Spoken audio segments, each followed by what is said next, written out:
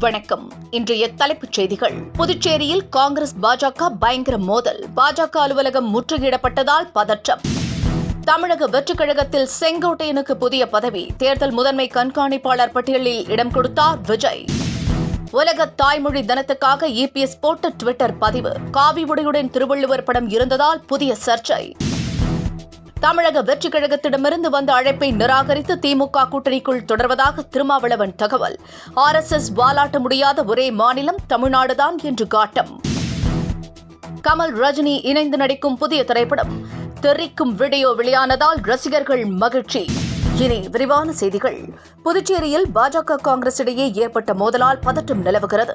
புதுச்சேரியில் காங்கிரஸ் அலுவலகத்தை பாஜகவினர் முற்றுகையிட்டனர். அப்போது பிரதமர் நரேந்திர மோடியின் உருவ பொம்மையை காங்கிரஸ் கட்சியினர் எரித்தனர். இதனால் மோதல் வெடித்தது. கையால் கட்டை கம்புகளுடன் பாஜகவினர் வந்ததால் பரபரப்பு நிலவியது.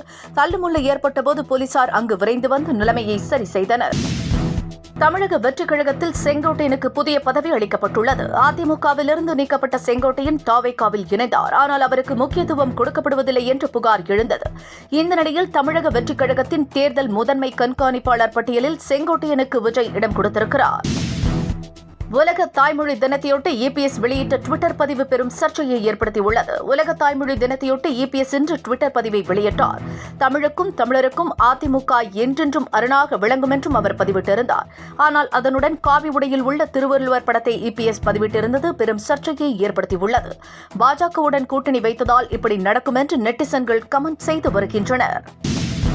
அரசுமுறை பயணமாக இந்தியா வந்த பிரேசில் அதிபர் லாலா டி சில்வாவை பிரதமர் நரேந்திர மோடி வரவேற்றார். டெல்லி AE மாநாட்டில் அவர் பிரேசில் அதிபர் கலந்து கொள்கிறார். அவருடன் 260 பிரேசில் நிறுவனங்களும் 14 அமைச்சர்களும் உயர் அதிகாரிகளும் இந்தியா வந்துள்ளனர்.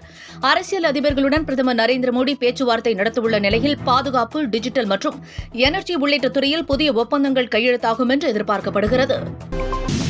திமுக கூட்டணியை பலவீனப்படுத்தும் பாஜகவின் திட்டத்திற்கு இடம் கொடுத்துவிடக்கூடாது என்று திருமாவளவன் தெரிவித்துள்ளார். தமிழக வெற்றிக் கழகத்திடமிருந்து வந்த அழைப்பை நிராகரித்துவிட்டு திமுக கூட்டணியில் தொடர்கிறோம் என்று அவர் கூறினார்.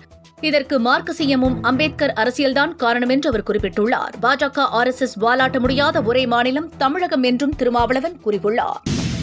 திமுக கூட்டணியில் இணைந்துள்ள தேமுதிகவிற்கு 6 சட்டமன்ற தொகுதிகளும் 1 ராஜ்யசபா தொகுதியும் பேசப்பட்டதாக தகவல் வெளியாகியிருந்தது. ஆனால் தற்பொழுது தேமுதிக 12 தொகுதியின் பட்டியலை திமுகவிடம் கொடுத்துள்ளதாக கூறப்படுகிறது. ரிஷிவந்தம் தொகுதியை பிரேமலதா குறிவைத்துள்ளதாகவும் கூறப்படுகிறது.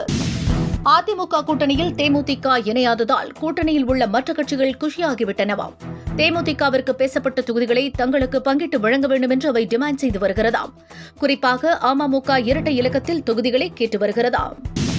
டெல்லியில் தாக்குதல் நடத்த லஷ்கர் தொய்பா திட்டம் தீட்டியிருப்பதாக வெளியான தகவலால் நாடு முழுவதும் உஷார்படுத்தப்பட்டுள்ளது.